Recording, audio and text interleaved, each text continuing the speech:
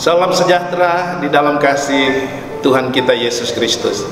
Saudaraku yang dikasihi dan diberkati Tuhan, hari ini saya ingin berbagi kebenaran firman Tuhan dari kitab Amsal pasalnya yang keempat ayat 23 sampai dengan ayatnya yang ke-26. Firman Tuhan berkata demikian: jagalah hatimu dengan segala kewaspadaan, karena dari situlah terpancar kehidupan. Buanglah mulut serong daripadamu, dan jauhkanlah bibir yang dolak-dalik daripadamu. Biarlah matamu memandang terus ke depan, dan tatapan matamu tetap ke muka. Tempuhlah jalan yang rata, dan hendaklah tetap segala jalanmu. Tema renungan saya hari ini saya beri tema bagaimana menjaga hati kita. Pertanyaannya, mengapa hati kita perlu dijaga? Karena di dalam Injil Matius pasalnya yang ke-15 ayatnya yang ke-19 Tuhan Yesus berkata, karena dari hati timbul segala pikiran jahat, pembunuhan, persinahan, percabulan, pencurian, sumpah palsu, dan hujat. Itulah sebabnya mengapa kita perlu menjaga hati kita. Karena hati ini bisa menghasilkan dua hal, yaitu hal yang baik dan hal yang tidak baik. Hal yang baik dan juga hal yang buruk.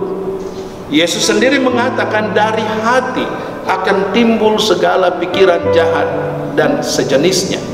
Pertanyaannya, bagaimana caranya kita menjaga hati kita? Ada tiga hal yang dikatakan oleh penulis Amsal bagaimana cara kita menjaga hati. Yang pertama, menjaga hati itu dimulai dengan menjaga hati kita dimulai dengan menjaga mulut kita. Karena mulut kita ini akan, apa yang keluar dari mulut kita itu bersumber dari hati kita.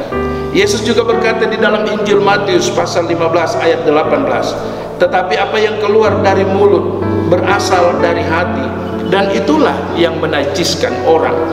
Sehingga cara pertama untuk menjaga hati kita yaitu jagalah mulut kita. Penulis Amsal berkata dalam ayatnya yang ke-24, buanglah mulut serong daripadamu, dan jauhkanlah bibir yang dolak-dalik daripadamu. Mari kita menjaga setiap perkataan kita, sehingga perkataan kita seperti yang dikatakan oleh Rasul Paulus kepada jemaat di Efesus, bahwa setiap orang yang mendengarkan perkataan kita, mereka beroleh kasih karunia. Hal yang kedua untuk menjaga hati, yaitu mari kita menjaga mata kita. Dalam ayatnya yang ke-25 di sana dikatakan, biarlah matamu memandang terus ke depan, dan tatapan matamu tetap ke muka. Mengapa mata kita perlu dijaga? Ada pepatah orang tua yang kita masih ingat yang berkata, cinta itu datangnya dari mata turun ke hati. Demikian juga kadangkala kejahatan bersumber dari mata dan mempengaruhi hati kita.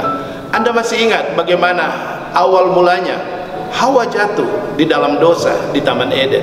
Dia melihat buah yang dilarang itu, dan itu menarik hatinya, dan itu membawa dia kepada penggodaan, sehingga dia jatuh di dalam pencobaan. Sehingga cara yang kedua untuk menjaga hati yaitu mari kita jaga mata kita, supaya mata kita bisa memilah apa yang baik, apa yang buruk, apa yang benar dan apa yang tidak benar, sehingga itu tidak akan mempengaruhi hati kita. Dan yang terakhir, bagaimana cara kita menjaga hati kita?